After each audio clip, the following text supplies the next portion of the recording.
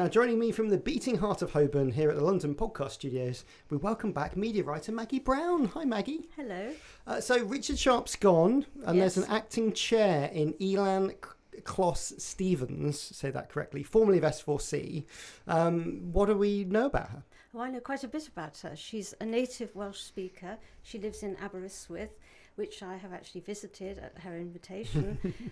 She's in her 70s. She looks like a Welsh granny in some ways. I mean, I'm not being, it's just, she appears very comforting and very kindly, but she's got a very sharp brain.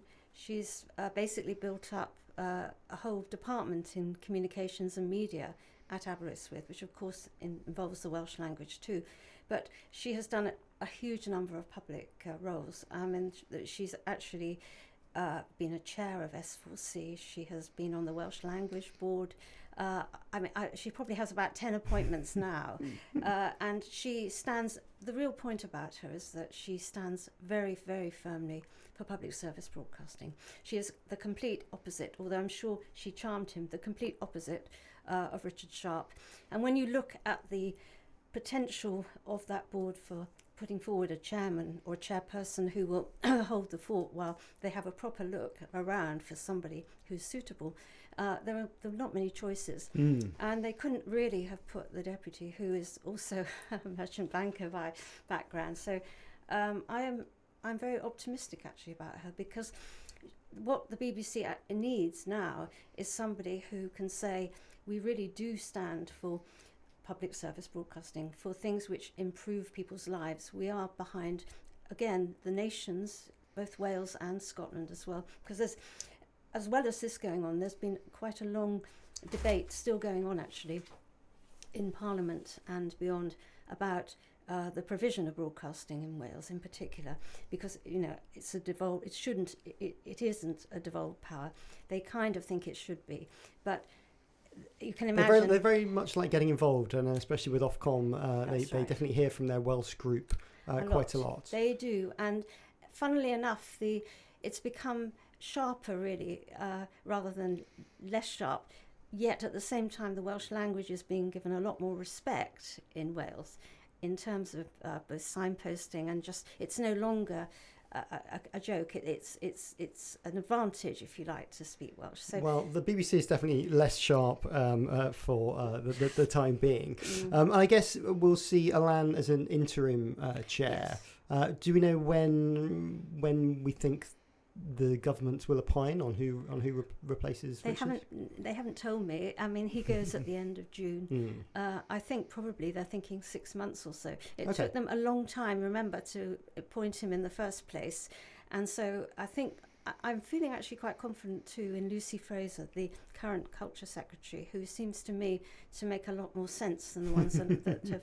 Well, certainly Nadine Dorries, let's put it that way. Well, let's see if she can manage more than a year, which would be a pretty good record for DCMS secretaries. And next to Maggie, we have audio consultant and radio Techcon Supremo, Anne Charles. Hi, Anne. Hello. And I see some news just come in that Bauer have been fined for switching off their AM transmitters. Been fined 25 grand by Ofcom. That's not bad, is it, for them? It's not a bad fine. Their calculated risk paid off. I've just read the judgment, and there are pages and pages of Ofcom purporting to explain how it did the maths, and then the very last paragraph is just this amount. So yeah, because they sort of had to fine them because Yes. the Broadcasting Act says if you hand back a license you get fined. Yeah. But everyone at Ofcom and everywhere else just knows it was probably the right thing to do. Well, yeah, especially because the government's released a document saying at some point AM should probably be switched off, and other parts of the industry are thinking about switching off AM or have reduced their services. So yeah, they've been fined 25 grand, which probably would be less than the electricity bill will be for pumping out AM for the next year anyway. So yeah, and I think it definitely saves some money. We'll talk about money, over to Horseferry Road, and the news that Channel 4's top team are in line for a £15 million payout, also at the same time as cost cutting has begun in the commissioning budget.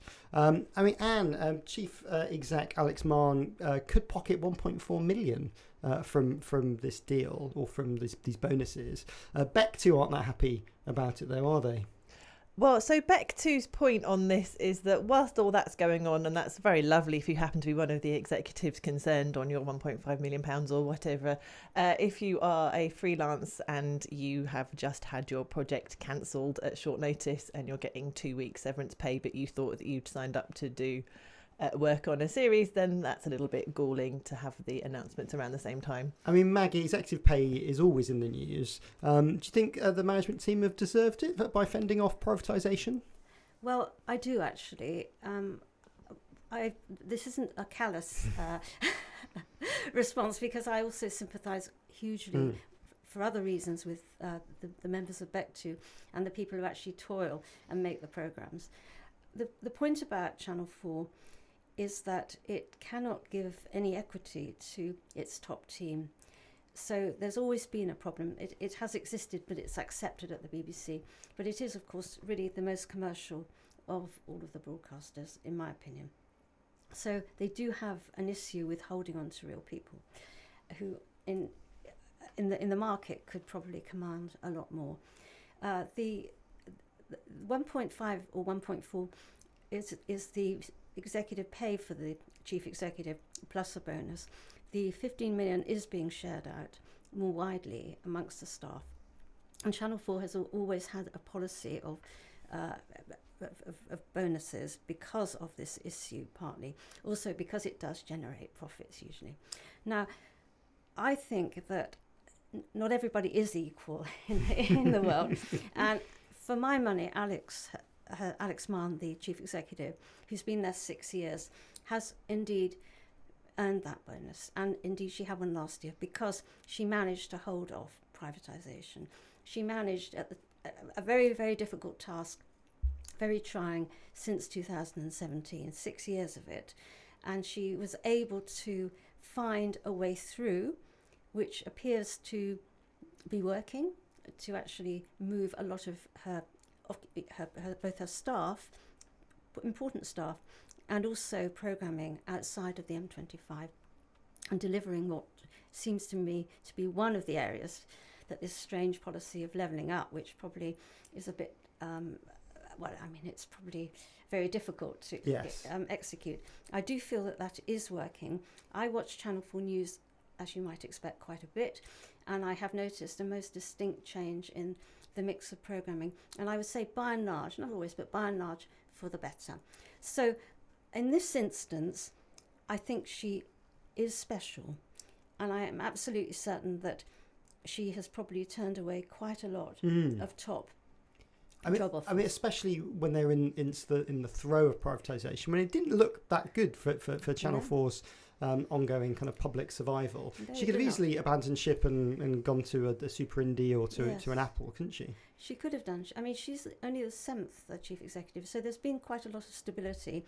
And she entered into a company where the previous chief executive, David Abraham, had opposed very, very, very, very vigorously and perhaps maybe too sort of loudly privatisation. But he had actually got to the point where they had to discuss how they were going to move out of London and how it was done. And that was a big sticking point.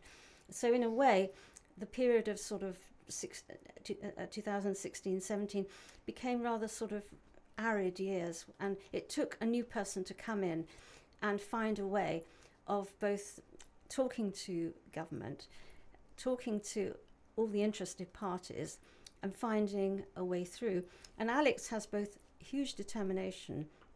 She's very clever, but she also has a degree of charm, and she can, I think, woo people into her way of thinking, and she has delivered. That's the thing I would say. In very difficult circumstances, as we all know, all of the broadcasters, all of the people in broadcasting, a lot of people in the media have had a terrible 3 years from which they're now recovering, or we hope they're recovering. So all I'm saying is that sometimes everybody has to just calm down a bit and say that in this case, this is a real performer, and I don't begrudge her any of that money.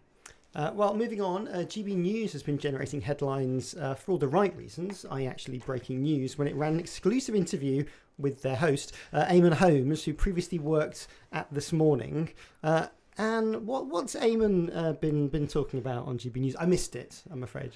So I haven't seen the full interview, but I've seen the reporting about it. And I mean, this is a great piece of publicity for GB News and for Eamon Holmes, because of course they're like, well, we have some tea and we're going to spill it. So Eamon Holmes' perception of his former colleague is perhaps not that high. This is his former colleague, Philip Schofield. Philip Schofield, yes. And so there has been a whole load of social media Barney. There's been accusations of people perhaps being difficult to work with, and all of this has been... So it made great telly. It was a great toxic atmosphere. Toxic atmosphere. But again, you sort of have to distill, is that amongst the talent versus the production stuff? Because I think the production stuff that I have dealt with have always been wonderful. And then the interviewer was Dan Wootton, who had taken one of the jobs, I think, off Eamon Holmes as well. I think he was one of the nighttime presenters. I mean, it's interesting about Eamon. I mean, there's a little bit of me that just goes, people in glass houses shouldn't throw stones. When you look at the rumours that kind of spill around about people who are difficult to work with, Eamon himself might, have a little bit of previous on this. I mean, he had a horrible Barney with Anthea Turner, didn't he, in his GMTV days? I think I actually, in this story, I almost dismiss Eamon, to be honest, because he's so self-interested that, we can sort of smile about it. I don't think, and it's interesting, the toxic argument seems to have calmed down a lot.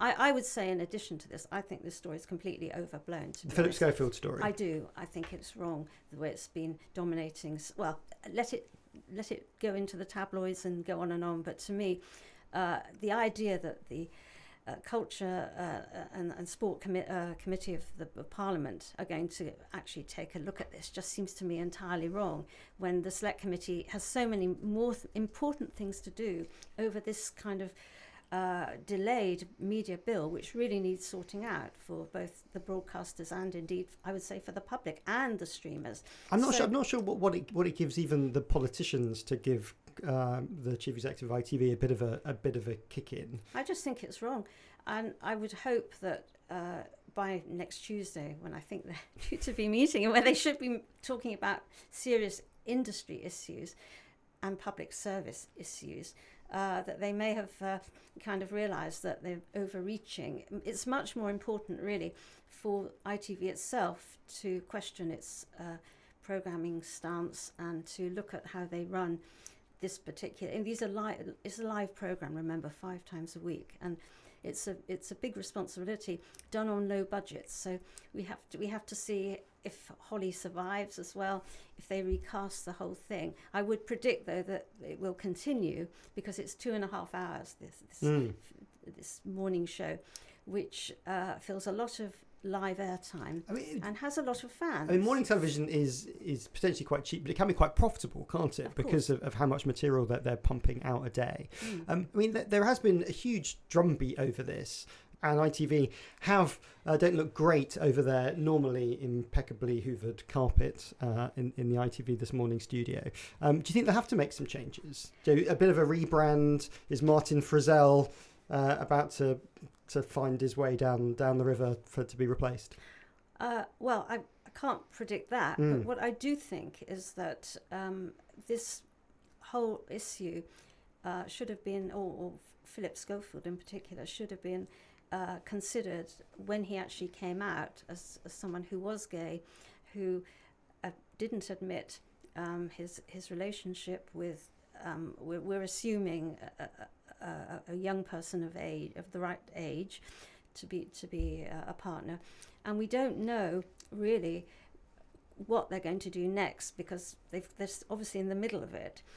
What I find interesting is what I think is going to happen. They will have to go with it with new presenters, and I suspect that involves Holly as well, because she's very marketable and she certainly wears a good Marks and Spencer's dress very well. She's yes, I don't think they'll back away from this kind of sequence of a news program, Lorraine, and then this morning. It all kind of fits together quite neatly for them, and it's done, I think, actually probably from virtually the same studios. So yes, it's all at TV Centre, isn't it? And do you think they can ride it out with a This Morning brand, or will they have to somewhat abandon ship? Well, far be it from me to be cynical. But if now obviously I have no proof one way or the other to know which rumours about toxic people and toxic culture are true or not, and as I say, the only dealings I've ever had with them this morning behind the scenes have not involved any of the on-air talent, and the production team for the very limited amount of time I was doing some stuff there were really lovely.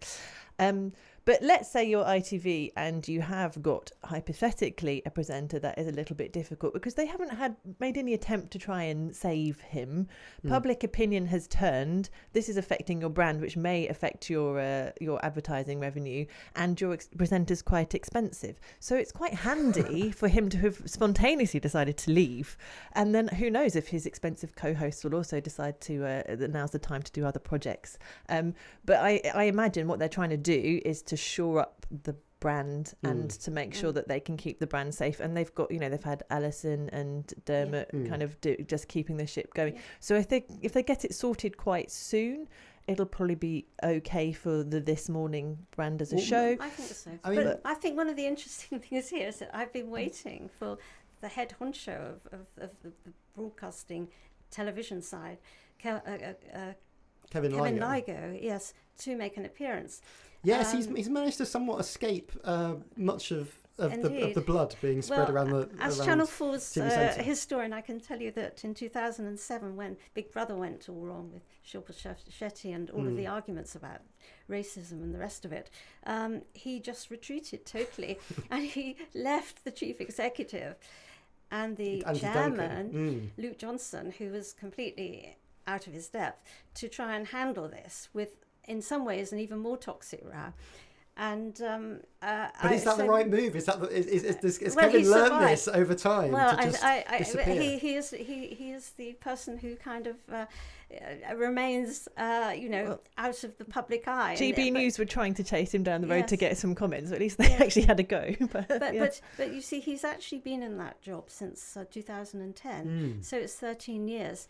And the kind of deputy on the programming side who runs all the studios, Julian Bellamy, he came over at the same time or a bit later from Channel 4 when he didn't get a particular job there. They both were kind of ousted by the new regime of David Abraham in 2010. So I'm seeing history repeating itself. And actually, I see Caroline, having the chief executive, who I work with at The Guardian, coming in to sort of basically clean up and appoint a barrister and have a proper review. And I think there is a case for saying that ITV's studio side, although Kevin has built it up brilliantly, and it has, in my opinion, very seamlessly almost been able, at a very late moment, to both go into streaming with ITVX and to quite neatly change the schedule of ITV1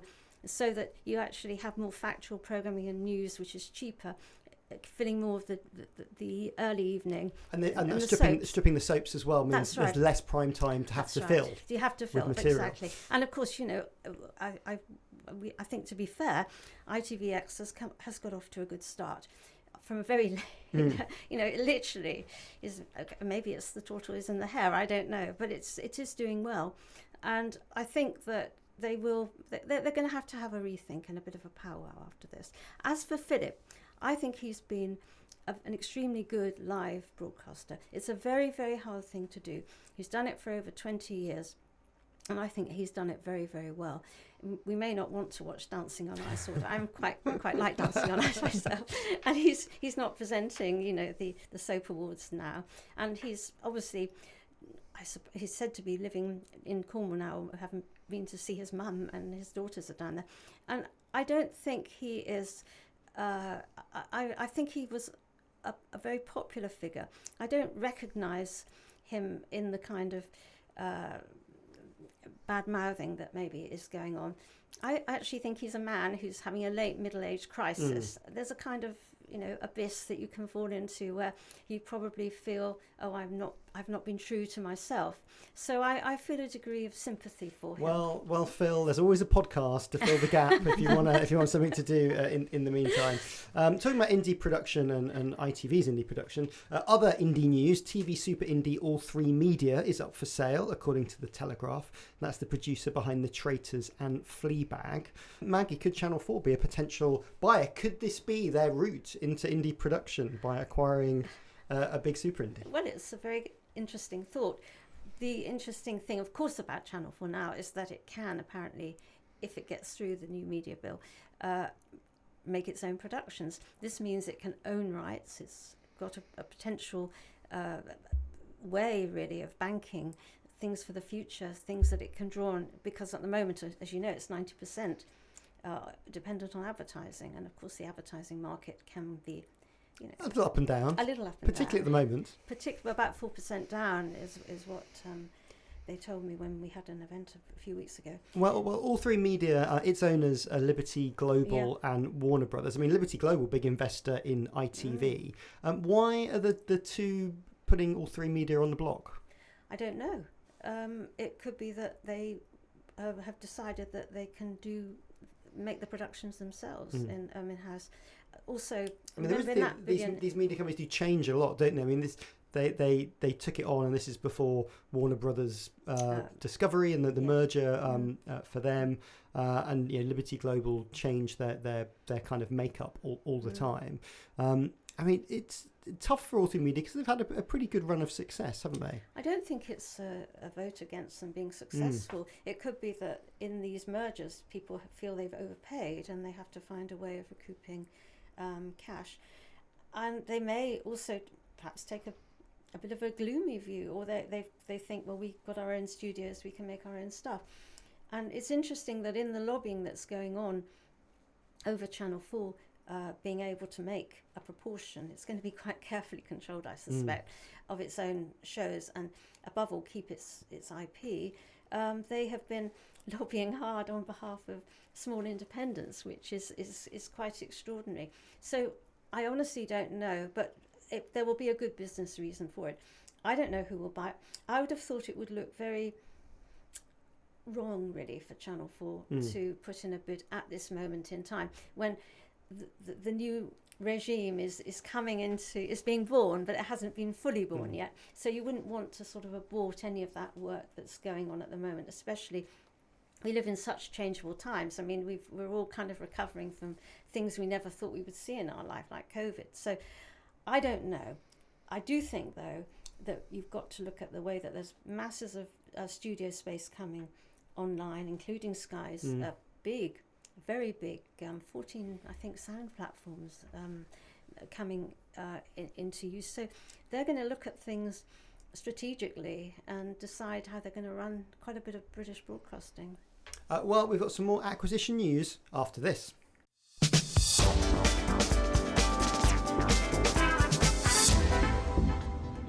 And we're back with Anne and Maggie. Time for some news in brief. Audio production company Listen has been acquired by European outfit PodX. Listen was spun out of the radio indie Wise Buddha back in 2019 and produces shows such as Titting About for Audible, that's with French and Saunders, and numerous shows for BBC Sounds too. And there was kind of some doom and gloom last week about sort of audio acquisitions maybe drying up. I think Dino mentioned this on the podcast. It's a pretty nice investment and good news for Listen. Yeah, I guess so. I mean, it's always one of these things when you hear a takeover happen, and on the one hand, you're like, well, that's absolutely brilliant that a company's been sold and the people at the top of the company are going to get a wodge of cash, we hope. But then there's no detail at the moment as to what it means for the individual staff, perhaps at a lower level, making programmes, whether it's just going to be business as usual and they're being bought because they're really successful and they carry on, or whether it's going to be a period of uncertainty for them. Hopefully not the latter. Well, PodX are an interesting group. We don't sort of know lots about them. So So basically they were formed to invest in audio production companies across Europe and a bit of Latin America as well. And I think their model is maybe more akin to like a TV super indie. So like having lots of different people across the continent, and then they can sort of share some programs and maybe some translations and things like that. So listeners saying that it's all good news for them and lots of investment. Do you think we're going to see more of this, or have we run out of big audio production companies maybe, and to acquire, or there's still some people that would like to see some checkbooks coming out? Do we know how much they paid for We it? don't. That's what I would think is a crucial thing. If you've got smallish podcast companies, looking maybe to luck out, and this, they may say, is the right time. What I find interesting about products actually is that the founders come from Sweden, which is of course where Spotify, and Daniel Ek, who thought it up with his, I don't think his partner's involved anymore. So you kind of have I think this is there's something in the water in Sweden for digital audio. Well, I think it's probably to do with, as we know from the UK, it's about culture in a way, isn't it? If it's already happening somewhere, and products happened quite a long time ago, as did Spotify. People catch on to something and decide, I could do that. What I think is interesting, though, when I looked at it, is that they're not in the United States or Canada, which are big markets.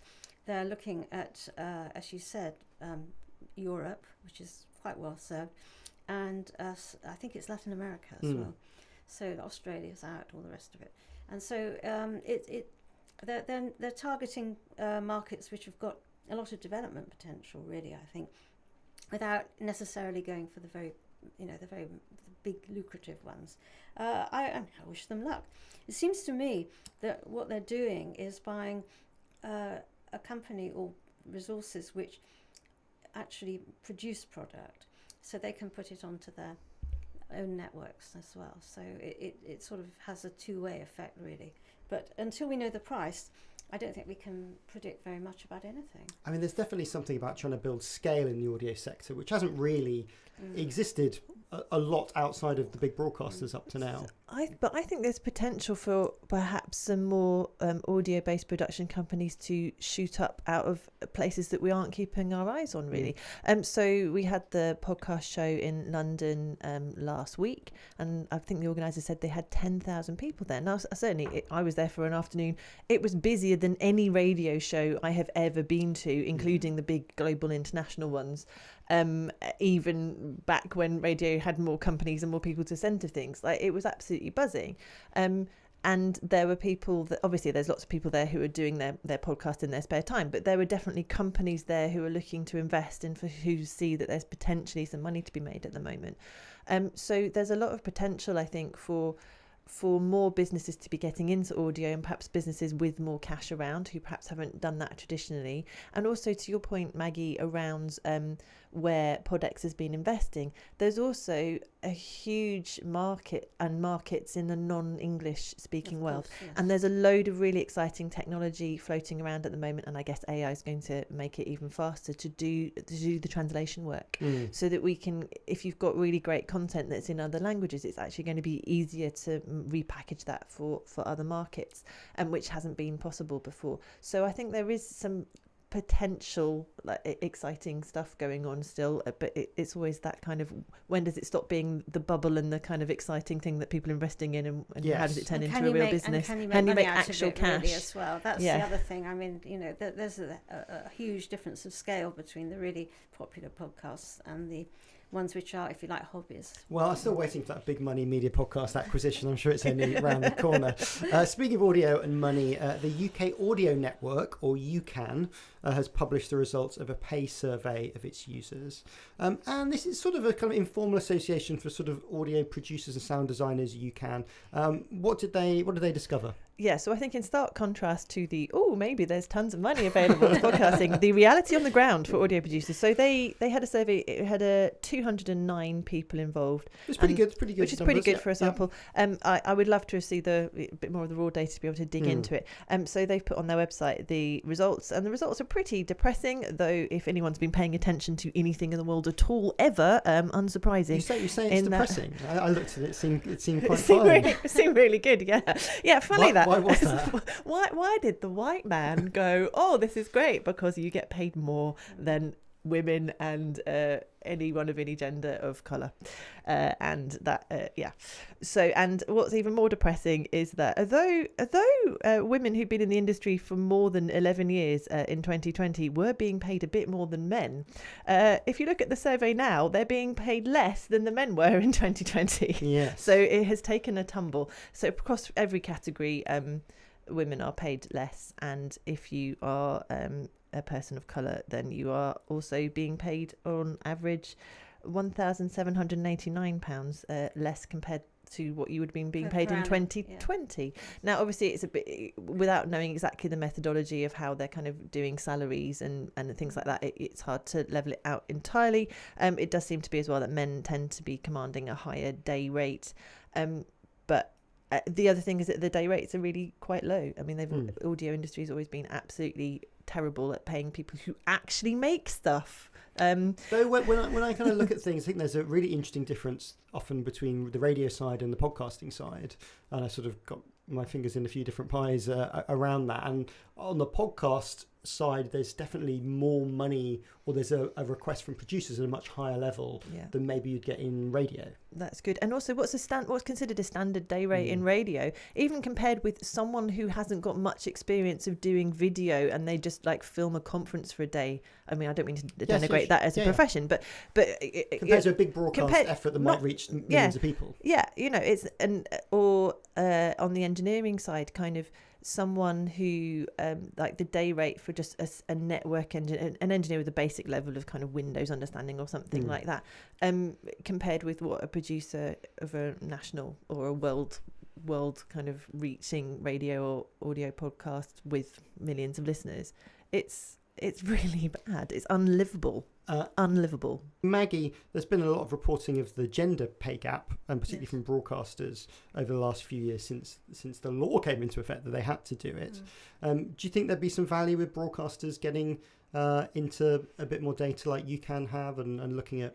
Well, I have a bit of a problem with the UCAN data in that it's sort of self-selecting, and this is the problem I think with a lot of these surveys, that I always sort of treat them, I'm afraid, with a slight pinch of salt. The thing that jumped out at me, having for various reasons, my husband is involved with some legal things at the moment, that the highest average day pay was £417, and I can tell you that the lawyer that he's having to use is now saying her fees are £440 an hour. Yeah. So I think what is also happening is that there is this unfortunate thing, really, that, and it's happened in newspapers, and it's starting to go through, well, it's going through all kind of media industries, that we're kind of almost behind the curve. I'm not saying we're the sort of weavers in attics in the 18th century who are, you know, or people kind of spinning wool, but I do think that there's a definite problem in some areas of the industries that we work in, media industries, that they are in effect in decline, but we don't know that they are. And some parts of radio, like local radio, could well be too. And we haven't really arrived at a new accommodation. And I think this is a quite serious problem. Are you talking about skills? Do you think that there is, particularly for maybe for print journalists who are very good at that thing that they've done historically, but the demand for that thing is dropping? And do you think? No, but also think of cameras. You know, for example, you know, you can do extremely good photos really on an iPad or an iPhone, and I think that we're in a very difficult market. Well, and I was talking to some people in BBC Local Radio at a variety of levels. Obviously, they're seeing a huge amount of disruption as that network gets reorganised, and there are some kind of new roles that are in there, things around sort of digital audio and podcasting. But someone sent me the job description today, and that role, as well as scheduling things to appear on the BBC Sounds rail locally for a local radio station. They're also still responsible for kind of churning out the breakfast trail, doing ad hoc audio production. I mean, it's unlikely that person's going to be able to develop and have the time to do a new podcast series. There is a bit of a danger, pick up what Maggie was saying, that we aren't developing the skills of people in some of those businesses that need them. And for BBC Local Radio, it's going to have a big change because they're going to do a lot of different things to it. If you haven't got the skills or the ability to make a success of that change, that's not good news for them either, is it? Well, so I think there's probably 6 or 7 different issues to unpack there. I would say, Maggie, to your point, the low pay in the audio industry is not a new thing at all. It's always been horrendous. But is that because there's always been like a sort of showbiz bonus? Well, you've got away with not paying more because, hey, it's a cool job. No, I think it's also just that everyone's just assumed telly should pay more, and no one's really questioned the kind of and how things have trickled down or not in the audio side of things. You know, it's always been a lot worse, even though arguably, to your point about skills, a lot of the time, because of the nature of how a radio program is made, especially for someone who's got a local radio background, they are far more skilled. People in local radio across the board are far more skilled than people at network. Often, especially people who've gone straight in to, you know, I'm always very biased because I came up by that route. Anyone who's come from local radio or from a, you know, smaller commercial station or from a podcast where they've had to set it up for themselves is used to being multi-skilled. They are already should be used to being able to do social media and being, you know, web content and cutting up audio for different outlets and for different formats and repurposing it for a podcast, or knowing the difference between a podcast production and a live show, like all being able to mix audio, being able to cut a video, all of those things. But if I look at BBC Local Radio, there isn't huge amounts of that. There is some of that. No, okay, but that's because the BBC, as always, is completely bonkers and doesn't ever listen to anyone who knows what they're doing at the ground, right? So for years, there's been this huge divide in BBC Local between the web teams and the audio content teams. Even back to when like Radio Norfolk had the first ever local radio website, and then there was complete sort of stuff a few years later around no, it's the BBC Norfolk website, it's not the Radio Norfolk website, it's very different, we can't, you know, the idea that you could publish stuff and be in charge of something. But that's not going to change if we're being tough about it. That's even in the new system that's preserved in Aspic, and you talk to people at BBC Local Radio and they say, well, we're still not going to be able to publish to the because BBC and instead of taking the talent they've already got and moving them to this new supposed vision for the future, which doesn't feel like a vision, it's just like we've got to save lots of cash. So like that whole thing's been handled. Everyone who's watching the process, I think, would agree that the way that that's been handled has been awful. But it comes back to, there's this perception that if you can do audio only and you don't have pictures, even though everyone who works in audio knows how to do with pictures nowadays, somehow that's fine to pay you less, even though you can probably deliver an entire show and transcribe it and know what metadata is. And yet if you were to do an equivalent role in an advertising agency or in a television company or in film, you would be paid more. And that's the problem. And I agree with you, Maggie, it's really depressing, but it is very difficult to encourage people into this industry, even though we desperately need more people in. There's absolutely a gap for technical talent. Absolutely, I can tell you about that all right now. And yes, as companies decrease the number of staff they need or want to have, you're going to have a reduction in diversity, and you need people coming in to be trained up so that then to provide that pipeline of fresh ideas and to provide your managing directors of the future, right? And if we're stopping doing that, then that is a warning sign for the industry. Well, obviously the key skill that anybody in the media industry needs to learn is the ability to play the media quiz. I thought you were going to say sign up to Patreon. You can of course do that at patreon.com/mediapod. But the media quiz is here this week, entitled Backed, Left or Axed. I'll name a person with a media profile. Just concentrate. I'll name a person with a media profile. You tell me if this week they were backed, they've left, or were sacked. Remember, this is just a format point to discuss media stories. Right, it's not meant to be as callous as it sounds. Right, so that Matt tells me I need to say that. Right, that said, you're competing, so you need to buzz in with your name if you think you know the answer. So Anne will say Anne. And Maggie, you'll say Maggie. Right, here we go. Question number 1. Remember, we're looking for backed, left or axed. Number 1, Sarah Ferguson's media company, Gate Ventures. It's not backed. Buzz in with your name, Maggie. It's not backed. It's been axed. Yes. Yes. So this is the firm which was chaired at one point by Michael Grade. Yes, indeed. I'm very interested in that because, of course, he's chairman of Ofcom. He is. He's a rather mismatched. Doesn't really mention his old Duchess work. They've had it with investors because they're lining up to sue the Duchess of York, who is on the hook for £19 million. Well, what happened, I think, is that they obviously, when you're starting a new venture with apparently respectable and experienced people, they paid some of the people involved, obviously took money and fees, and then they didn't actually, I think, produce any hits. I seem to remember there was definitely something at the Eno theatre which I think flopped, and a great disillusion, and as you say, quite a lot of £1 million flushed away somewhere. Who'd have thought a Sarah Ferguson-backed media venture didn't do quite so well?